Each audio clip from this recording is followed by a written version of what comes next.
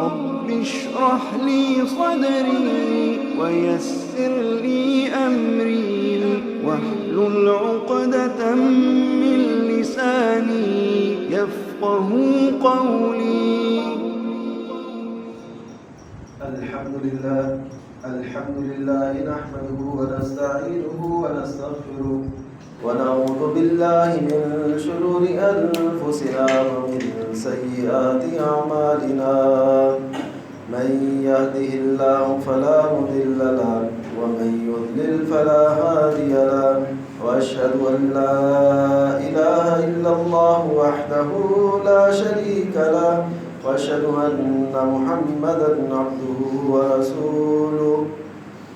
أما بعد فإن خير الحديث كتاب الله وخير الهدي هدي محمد صلى الله عليه وسلم وشر الأمور محدثاتها وكل محدثة بدعة وكل بدعة ضلالة الضلالة في النار.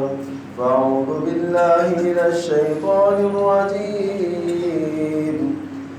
يا أيها الذين آمنوا اتقوا الله حق تقاته ولا تموتن إلا وأنتم مسلمون. بسم الله الرحمن الرحيم. يا أيها الناس اتقوا ربكم الذي خلقكم من نفس واحدة وخلق منها زوجها وبث منهما رجالا كثيرا ونساء واتقوا الله الذي تساءلون به والأرحام إن الله كان عليكم رقيبا. يا أيها الذين آمنوا اتقوا الله وقولوا قولا سديدا يصلح لكم أعمالكم ويغفر لكم ذنوبكم ومن يطع الله ورسوله فقد فاز فوزا عظيما. اللہ تعالیٰ کی بے پایا حمد و ثنا، اس کی تعریف، تسبیح، تمجید، تقدیس اور درود و سلام و رحمت عالم نبی مکرم رسول معظم شاہ امم محمد الرسول اللہ صلی اللہ علیہ وسلم کی ذات پر، اور اللہ کی رحمت نازل ہوں صحابہ کرام، اہل بیت، ائمہ دین، فقہاء کرام، مجاہدین اسلام اور اولیاء اعظام پر. عید کے ایام میں عموماً لوگ بچوں کے ننھیال اپنے سسرال جاتے ہیں. تو میں نے کہا آج اسی موضوع کا انتخاب کرتے ہیں کہ اسلام نے ہمیں سسرال کے حقوق سے کیسے آگاہ کیا ہے. یہ وہ موضوع ہے جس کی حق تلفی کی وجہ سے خاندان بکھر جاتے ہیں، رشتے ٹوٹ جاتے ہیں. ہم نے اس کی اہمیت کو نہیں سمجھا. اسلام جیسا حساس دین اور حق دینے والا دین، اس میں اس چیز کی بڑی اہمیت. ایک عمومی رشتہ داری ہوتی ہے جو نسب سے بنتی ہے، جیسے ہمارے آباء و اجداد، ان کے بہن بھائی اور پھر آگے ان کی نسل، یہ ہوتی ہے نسبی رشتہ داری. ایک ہوتی ہے ننھیالی رشتہ داری جو بچے کے یا بندے کے ننھیال سے تعلق رکھتی ہے، جس میں اس کی والدہ کے تمام رشتہ دار آتے ہیں. اور ایک ہوتی ہے سسرالی رشتہ داری، تو اس کا بھی اپنا ایک حق ہے. اللہ تعالیٰ نے قرآن مجید میں اس بات کا اظہار فرمایا کہ والذی خلق من الماء بشرا، کہ وہی ذات ہے جس نے پانی سے انسان کو پیدا کیا. فجعلہ نسبا وسحرا، اور اس کے نسب بھی اس کا بنایا اور اس کے سسرال بھی بنائے۔ جب ہمارا نسب بھی اللہ نے بنایا ہے تو ہم کبھی الا ماشاء اللہ، یعنی کوئی بہت ہی گرا ہوا انسان ہو تو وہ اپنے نسب پہ یہ اظہار کرتا ہے کہ میں پتہ نہیں کس گھر میں پیدا ہو گیا ہوں، یہ اس کی دراصل بدقسمتی ہوتی ہے کہ وہ ایسے الفاظ نکالتا ہے، حالانکہ اس کو چاہیے کہ وہ اس پہ راضی رہے جس خاندان سے اللہ تعالیٰ نے اس کو پیدا کیا ہے۔ یہ اپنے خالق اور مالک پہ راضی ہونے کا ایک بنیادی تصور ہے۔ ہم کئی لوگ غصے میں آ کے یہ کہہ دیتے ہیں ہم پتہ نہیں کس گھر میں پیدا ہو گئے، نہیں، نہ تم اپنی مرضی سے ہوئے ہو اور نہ ایسا ہو سکتا تھا، اسی ذات نے جس نسب سے تمہیں پیدا کرنا تھا اس نے کیا ہے، اس کا شکر ادا کرو، اپنے والدین اپنے آباء و اجداد کی عزت اور وقار خاک پہ نہ ملا۔ اس کے بعد فرمایا کہ وسہرا، اور اس کے سسرال بھی بنائے۔ ہم جو ایک لفظ بولتے ہیں نا کہ رشتے آسمان پہ بنتے ہیں، وہ دراصل اسی آیت کے اس حصے کا ایک ہماری زبان کا عمومی ترجمہ ہے کہ اللہ تعالیٰ ہی سسرال بناتا ہے۔ کبھی انسان کی بہت چاہت ہوتی ہے کہ میں یہاں پہ شادی کروں، یا والدین کی خواہش ہوتی ہے کہ بچوں کی شادی یہاں ہو جائے وہاں ہو جائے، لیکن نہیں ہوتی۔ ایک بڑی معروف شخصیت، چلیں وہ اظہار کرنے میں کوئی ایسی بات نہیں ہے، ہمارے محترم قاری عبدالودود عاصم صاحب جو تراویحیں پڑھاتے ہیں قادسیہ میں، ان کی غالباً عمر 41 سال کے قریب ہو چکی ہے، تو ان کا رشتہ ان کے والدین کی وجہ سے، یعنی والد صاحب اس طرف کھینچتے ہیں، والدہ صاحبہ اپنے رشتہ داروں کی طرف کھینچتی ہیں کہ ادھر شادی کرانی، تو ان کی شادی ابھی تک نہیں ہو سکی۔ پتہ نہیں، مجھے یہ کہنا چاہیے تھا کہ نہیں، لیکن دیکھیے کہ سحر بنانا یعنی سسرال بنانا یہ بھی اللہ تعالیٰ کی کتنی بڑی عنایت اور کرم نوازی ہے۔ اگر یہ بھی زندگی کا مرحلہ آسانی سے طے نہ ہو، وقت پہ طے نہ ہو، تو آپ جانتے ہیں زندگی مشکلات سے بھر جاتی ہے۔ وہ انسان ادھورا رہتا ہے جس کی شادی نہیں ہوئی ہوتی، سسرال نہیں بنے ہوتے۔ تو اس وجہ سے اسی طرح کوئی لڑکی ہے تو اس کے بھی ظاہر ہے سسرال ہے۔ تو یہ اللہ تعالیٰ کا بہت بڑا ایک انعام ہے جو اللہ تعالیٰ نے ہم پہ کیا ہے، اس کو ایک انعام سمجھنا چاہیے، اور یہ اللہ تعالیٰ نے اپنے انعام کے طور پہ اسے بیان فرمایا ہے۔ جیسے ہمارا نسب اللہ تعالیٰ کا انعام ہے، یعنی ہمیں انسان پیدا کرنا، ایک نسب سے بنانا، اسی طرح ہمارے سسرال بنانا یہ بھی اللہ تعالیٰ کا بہت بڑا انعام ہے۔ تو جب ہم سمجھیں گے کہ یہ اللہ کا انعام ہے، ہم کسی پہ کوئی احسان نہیں کر رہے، کسی کی بہن کو، کسی کی بیٹی کو اپنے عقد میں لے کے، بلکہ یہ اس کا احسان ہے کہ اس نے ہمیں ایک رشتے میں پرو دیا۔ آپ جانتے ہیں اس دھرتی پر بہت سے لوگ وہ رشتوں، یہ جو مساہرت کا رشتہ ہے یعنی سسرالی رشتہ، اس سے معلوم ہوتے ہیں تو کس قدر مشکلات ہوتی ہیں۔ وہ عام انسانوں کی طرح ان کا جینا نہیں ہوتا، وہ اور سوچ فکر اور طرز زندگی کے حامل ہوتے ہیں، وہ تنہائی پسند ہوتے ہیں، وہ مجمع میں وہ لوگوں کے ساتھ مل جل کے رہنا وہ پسند نہیں کرتے۔ تو یہ اللہ تعالیٰ کا بہت بڑا احسان۔ اب اس طرف آئیے کہ یہ سحر جو لفظ ہے جو قرآن مجید نے استعمال کیا، سواد ہاں لاہور والی اور را سحر، یہ اس کا مطلب کیا ہے؟ اس کے مطلب کو آپ دیکھیں گے تو پھر بھی آپ کہیں گے کہ قرآن مجید کی کس طرح بلاغت اور اعجاز ہے۔ یہ سحر کا لفظ ہوتا ہے سحرت الشیء، اس کا مطلب ہوتا ہے کہ میں نے فلاں چیز کو اپنے قریب کر لیا، اور اسی سے لفظ مساہرت ہے۔ یعنی آپ دیکھتے ہیں کہ آپ کے جو سسرال ہیں، یعنی وہ لڑکے ہوں یا لڑکیاں ہوں، مرد ہوں یا عورتیں ہوں، جو بھی سسرال ہیں، ایک وقت تھا کہ ایک دوسرے کو جانتے تک نہ تھے، اور ایک وقت یہ آیا کہ سب راز اور سب کچھ سامنے۔ تو یہ قربت الشیء کا مطلب ہوتا ہے میں نے کسی چیز کو قریب کر لیا اپنے۔ تو جب اور اس کے مفہوم میں یہ بات داخل ہے کہ دو متباعد یعنی دو دور افراد کو، مرد اور عورت کو ایک دوسرے کے قریب کر دیا، دو خاندانوں کو ایک دوسرے کے قریب کر دیا، تو یہ قرب کے معنی میں ہے۔ اب اس قرب کو مزید قرب میں بدلنا، قریبی میں بدلنا، مزید قریب کرنا، یہ ہماری ذمہ داری ہے، لیکن ہم نے اس قریب چیز کو بھی اپنے سے دور کر دیا مختلف پابندیوں سے، اور جو خصوصاً یہود اور ہنود کا ہم پہ اثر ہے، اس کی وجہ سے ہم بھی خود غرضی کی اسی لہر میں بہہ گئے اور ڈوب گئے، جس میں ہمارا ہندو معاشرہ تھا جو یہاں پہلے رائج تھا۔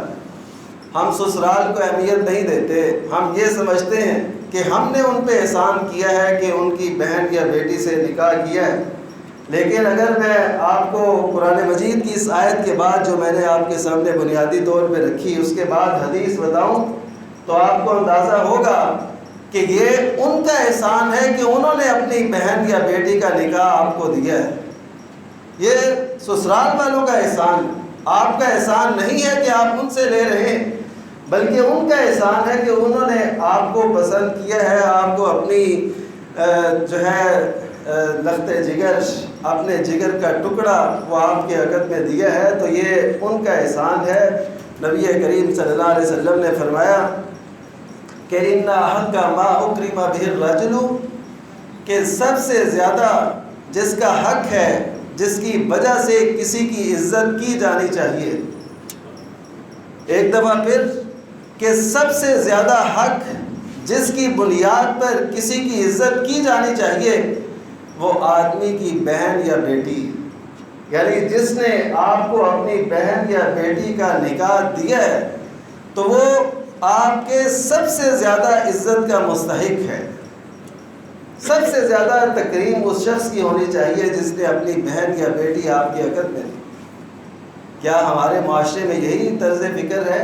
کیا یہی طرز عمل ہے؟ نہیں، ہمارے ہاں تو الٹ ہے۔ داماد کو ایسے ایک پروٹوکول دیا جاتا ہے جیسے ایک بادشاہ کو دیا جاتا ہے، اس کی جو ہے پسند کا، اس کی ناپسند کا اس قدر خیال رکھا جاتا ہے کہ اپنے گھر کے معاملات کو قرض اٹھا کے یا کسی بھی صورت میں ان کو خوش کرنے کی کوشش کی جاتی ہے۔ تو یہ اس بات کی عکاسی ہے کہ ہم دین کی اس تعلیم سے ناآشنا ہیں۔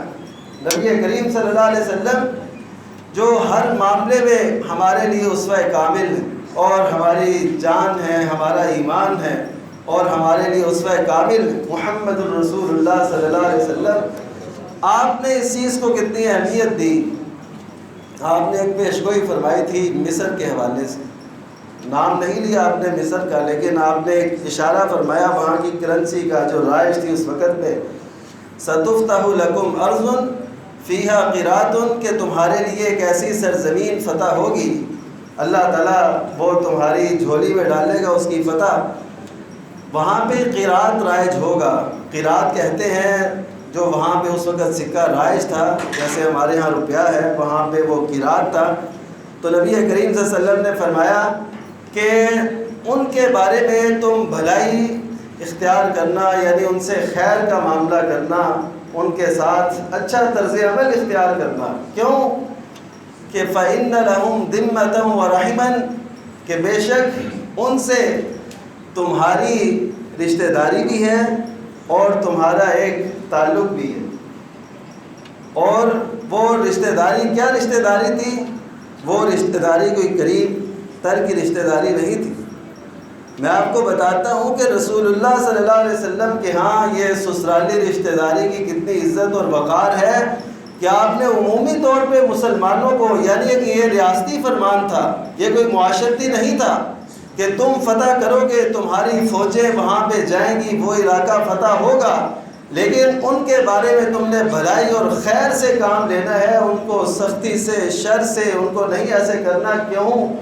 کہ ان کے ساتھ ہمارا ایک تعلق ہے اور ان کے ساتھ رشتہ داری ہے۔ اور رشتہ داری کیا تھی کہ سیدنا اسماعیل علیہ السلام کی ایک اہلیہ جو ہے وہاں سے تھی، تو اس وجہ سے اتنے لمبے چوڑے تعلق کو نبی کریم صلی اللہ علیہ وسلم نے اپنے عہد نبوت کے اندر لوگوں کو یہ وصیت فرمائی کہ یہ خیال رکھنا۔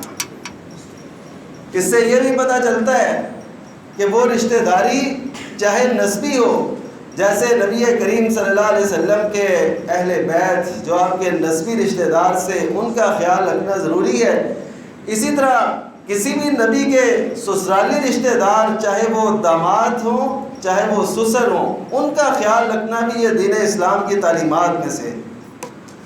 ہم صرف نسبی تعلق کو اہمیت دیتے ہیں نبی کریم صلی اللہ علیہ وسلم کی ذات کے حوالے سے، لیکن ہمیں نبی کریم صلی اللہ علیہ وسلم کے سسرال، نبی کریم صلی اللہ علیہ وسلم کے جو داماد تھے، ان کا خیال رکھنا بھی ضروری ہے۔ دیکھیے نبی کریم صلی اللہ علیہ وسلم سیدنا اسماعیل علیہ السلام کے حوالے سے وہ رشتہ داری، اور کتنا گیپ ہے، یہ تقریباً 28-30 نسلیں ہیں جس کے بعد سیدنا اسماعیل علیہ السلام کا نام آتا ہے، تو نبی کریم صلی اللہ علیہ وسلم نے ان کا بھی خیال رکھا اور ریاستی فرمان جاری کیا۔ اس سے آپ حساسیت کا اندازہ لگا لیجئے۔ ہم تو اپنے رشتہ داروں، اپنے سسرالی رشتہ داروں سے خوش نہیں ہوتے، ہم کچھ زیادہ توقعات رکھتے ہیں، کبھی ایسا ہو جائے، کبھی ظاہر انسانی ناطے سے ایسا کچھ ہو جاتا ہے تو ہم اہلیہ کے سامنے اپنے سسرال کی بے عزتی، بے توقیری شروع کر دیتے ہیں، اس کی وجہ سے معاملات خراب ہوتے ہیں۔ ہمارے ایک عالم دین مولانا عبداللہ شیخو پوری گزرے ہیں، بڑے وہ دانا اور سمجھدار آدمی تھے، میرے والد گرامی کے وہ کلاس فیلو بھی تھے اور بڑے اچھے ان سے تعلق بھی تھے۔ وہ کہا کرتے تھے کہ میں ایک خاندانی لحاظ سے تمہیں نصیحت کرتا ہوں، وہ کیا کہ کبھی بھی اپنے سسرال کی بے توقیری نہ کرنا۔ اس سے یہ ہوگا جب ہم سسرال کی بے توقیری کرتے ہیں تو اس کا نتیجہ کیا نکلتا ہے کہ جو اہلیہ ہوتی ہے اس کے جو میکے ہوتے ہیں، ہمارے وہی سسرال ہیں، تو وہ اپنے میکوں کے متعلق کوئی بات نہیں سننا چاہتے۔ اور ایسے ہی ہے، ہم جیسے اپنے نسبی رشتہ داروں سے کے متعلق کوئی بات نہیں سننا چاہتے، اسی طرح عورت بھی اپنے اندر ایک دل رکھتی ہے تو وہ بھی چاہتی ہے کہ میرے جو رشتہ دار ہیں ان کے بارے میں کوئی بات میرا خامند نہ کرے۔ تو ہمیں یہ بات دیکھنی ہے کہ ہم کسی کی اذیت کا باعث نہ بنے، خصوصاً اپنے زندگی کے جیون ساتھی کا ہم خود ہی دل دکھائیں گے تو ہم خود بھی چین سے نہیں رہ سکتے، اور یہ اسلام کی تعلیمات میں سے۔ ہم نے اس کو نہیں سمجھا، ہم یہ سمجھتے ہیں کہ شاید یہ رشتہ داری ہے، ہم نے ان پہ احسان کیا ہے، اب ہم جیسے مرضی ان کو لے کے چلیں۔ میں تو یقین کیجئے وہ آنسو دیکھتا ہوں جو دامادوں کی طرف سے سسر صاحب بہا رہے ہوتے ہیں، ساس اپنے داماد کیجئے وہ یہ کرتا ہے، اس نے یہ کیا، یہ معاملات۔ اور اسی طرح جو بہو کرتی ہے اپنے سسرال کے ساتھ، وہ بھی گرتے آنسو، لوگوں کی پریشانیاں، اجڑتے گھر اور ایسے معاملات سامنے۔ یہ سب کچھ اس لیے ہے کہ ہم نے اسلام کی اس تعلیم کو نہیں اپنایا۔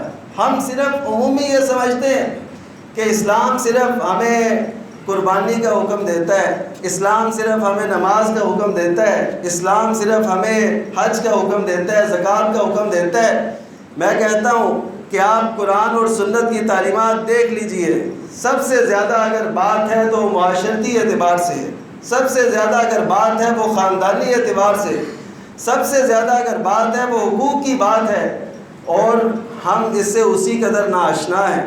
تو ہمیں چاہیے کہ ہم اسلام کی اس تعلیم کو اپنے سامنے رکھیں کہ ہم نے اپنے رشتہ داروں کی، اپنے جو سسرالی ہیں ان کی عزت اور توقیر کرنی، اور اسلام کی تعلیم سمجھ کے ایسا کرنا ہے۔ نبی کریم صلی اللہ علیہ وسلم نے جو عمومی رشتہ داری ہے اس پہ بھی بڑا زور دیا، اور سسرالی جو رشتہ داری ہے اس پہ بھی بڑا زور دیا۔ نبی کریم صلی اللہ علیہ وسلم کے جتنے سسرالی رشتہ دار تھے، چاہے وہ داماد کی حیثیت سے ہوں، چاہے سسر کی حیثیت سے ہوں، آپ نے ہمیشہ ان کا خیال رکھا، ہمیشہ ان کا خیال رکھا۔ آپ جانتے ہیں کہ ام المومنین عائشہ صدیقہ رضی اللہ تعالیٰ عنہ پہ ایک تہمت لگی تھی جسے واقعہ عفق کہتے ہیں۔ تو اس واقعے کے بعد ظاہر ہے نبی کریم صلی اللہ علیہ وسلم بھی پریشان رہے، اور حضرت ابوبکر صدیق جن کی لخت جگر تھیں، حضرت عائشہ، وہ بھی پریشان رہے۔ اس پریشانی کے باوجود، بیٹی کے اس پریشان ہونے کے باوجود کہ وہ روتی رہتی تھی اور اس عرصے کے دوران ان پہ بڑی مشکل طاری تھی، حضرت عائشہ رضی اللہ تعالیٰ عنہ اپنے والد سے عرض کرنے لگیں کہ آپ نبی کریم صلی اللہ علیہ وسلم سے بات کریں نا۔ تو حضرت ابو بکر صدیق رضی اللہ تعالیٰ عنہ کہنے لگے میں نبی کریم صلی اللہ علیہ وسلم سے کیا بات کر سکتا ہوں، میں کیا کہوں. اور نبی کریم صلی اللہ علیہ وسلم بھی اپنے اس یار غار کا اس قدر خیال رکھتے تھے کہ ایک دفعہ کسی نے بات کی حضرت ابو بکر صدیق کے بارے میں، تو نبی کریم صلی اللہ علیہ وسلم نے اس وقت فرمایا تھا کہ حل انتم تارکو لی صاحبی، کیا ہو سکتا ہے، کیا ایسا ممکن ہے کہ تم میری وجہ سے میرے اس ساتھی کو چھوڑ دو، یعنی اس کے درپے نہ ہو، اس کے خلاف باتیں نہ کرو، اس کو سب و شتم کا نشانہ نہ بناؤ.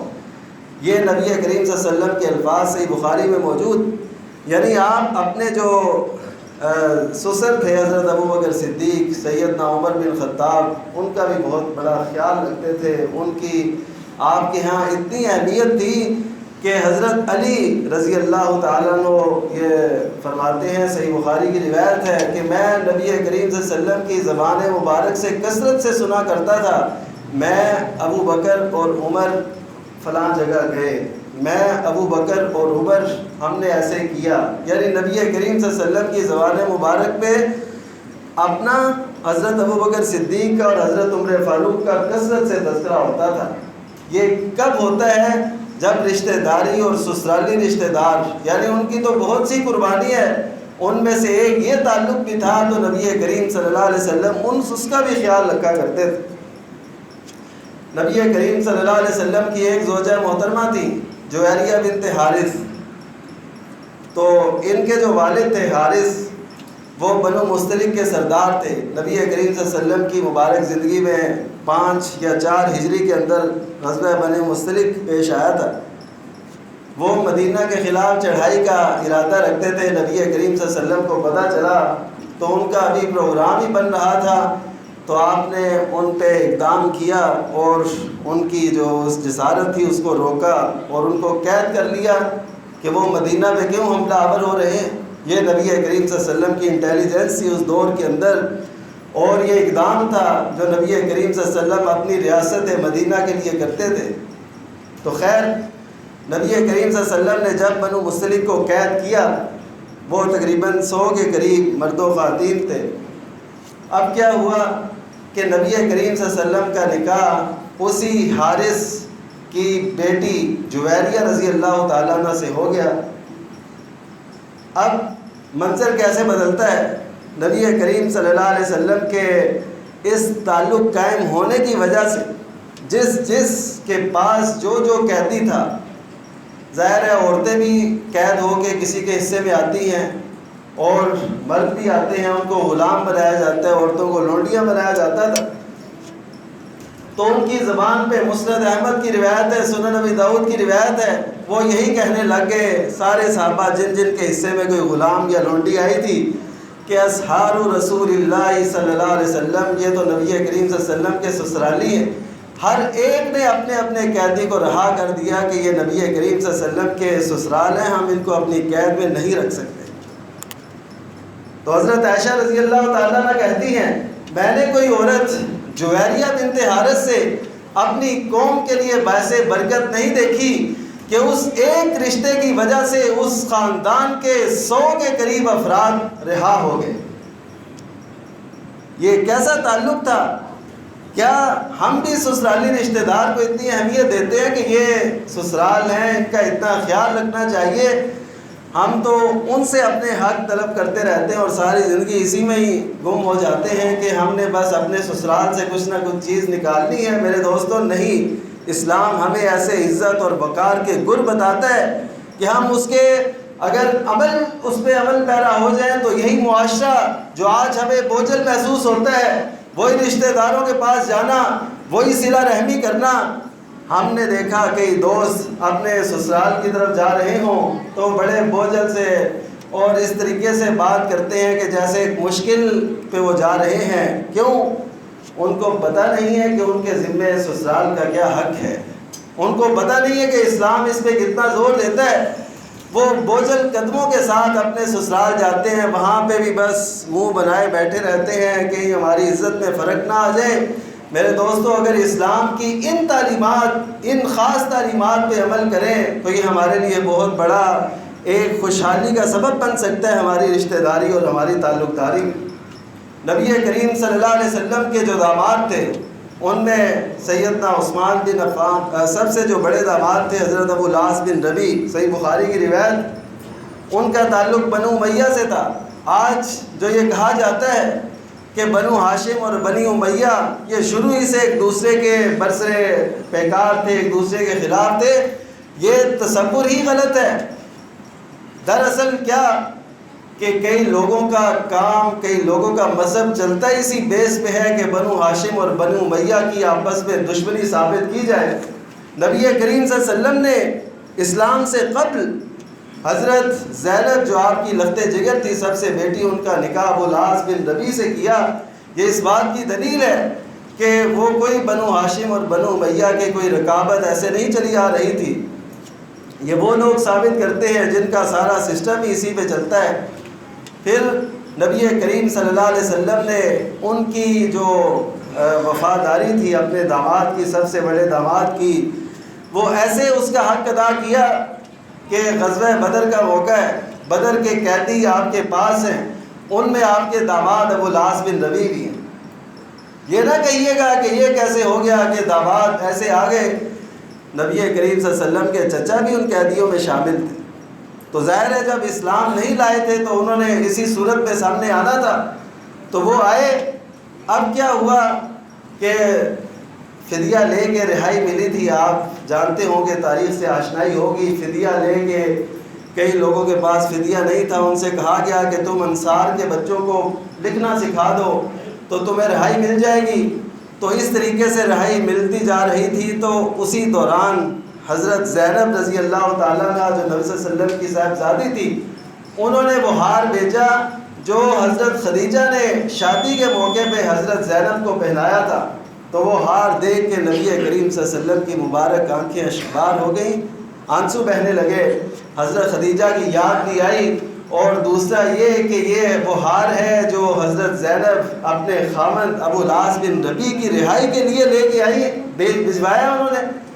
تو اس طریقے سے نبی کریم صلی اللہ علیہ وسلم نے لوگوں سے یہ فرمایا کہ اگر تم چاہو تو یہ ہار بھی ان کو واپس کر دیا جائے اور اس قیدی کو بھی رہا کر دیا جائے۔ تو نبی کریم صلی اللہ علیہ وسلم کی اس خواہش پر سب نے رضامندی کا اظہار کیا کہ ٹھیک ہے، وہ سب راضی ہوئے۔ نبی کریم صلی اللہ علیہ وسلم نے ہار کے ساتھ ابو العاص بن ربیع کو بھی رہائی نصیب کر دی۔ تو یہ رشتہ داری کا جو تعلق ہے، جو سسرالی رشتہ داری کا، اسلام کے اندر اس کی بڑی اہمیت اللہ نے ایک انعام کے طور پہ اسے بیان فرمایا۔ نبی کریم صلی اللہ علیہ وسلم نے سب سے زیادہ حقدار عزت کا سسرالی رشتہ داری کو قرار دیا۔ تو ہمیں بھی چاہیے وہ مرد ہو تو اپنے جو سسرالی رشتہ دار ہیں ان کا خیال رکھے، اگر وہ عورت ہے تو وہ اپنے سسرالی رشتہ دار کا خیال رکھے۔ تو میں سمجھتا ہوں کہ ہمارے اس معاشرے کے اندر بہت جو ہے نا خوشحالی ہو، اور ہماری جو گھریلو ٹینشن ہے وہ ختم ہوتی چلی جائے۔ اللہ تعالیٰ ہم سب کو شریعت کے اس پہلو پہ عمل کی توفیق بخشے۔ اس کا جو صلہ ہے وہ ہمیں دنیا میں بھی ملے گا، دنیا میں ہمارا گھر خوشیوں کا باعث ہوگا، اور آخرت میں بھی ہم اچھے نتائج اور ثمرات حاصل کریں گے۔ یہ چونکہ سسرال جانے کے دن تھے، میں نے کہا چلے اسی موضوع پہ بات ہو جائے۔ اللہ تعالیٰ ہم سب کو اسلام کے ایک ایک حکم پر کلی طور پر عمل کرنے کی توفیق بخشے۔ وآخر دعوانا الحمدللہ رب العالمین۔ رب اشرح لي صدري ويسر لي أمري واحلل عقدة من لساني يفقه قولي